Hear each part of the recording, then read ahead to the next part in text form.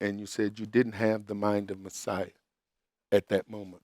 The fact of the matter is that once we've been given the mind of Messiah, we have the mind of Messiah.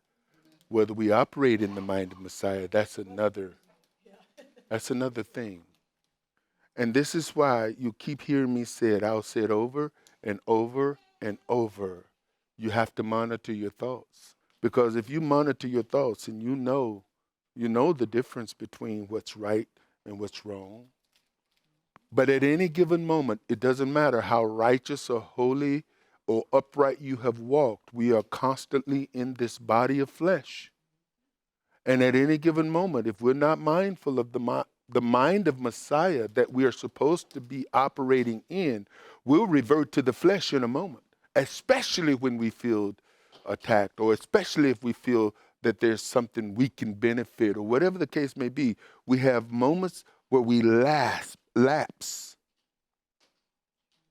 in what is right, and we all have the capacity, because we're in this body of flesh, is to give in to the flesh. And that's the thing we have to be resistant of.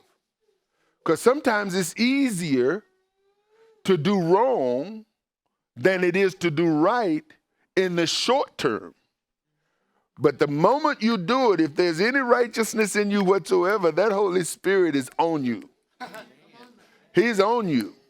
And you got to wrestle with that and tussle with that, and hopefully you don't resist what the Holy Spirit is trying to do, because he wants to bring you into that place where you are upright before the Almighty, to where you're in right standing with him, to where there's nothing standing between you and his blessings.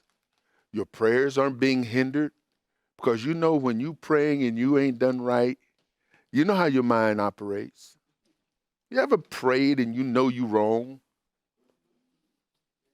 And you trying to worship and praise and pray, and your mind is just messing with you. That's the Holy Spirit operating, brothers and sisters. Amen. Anyone else?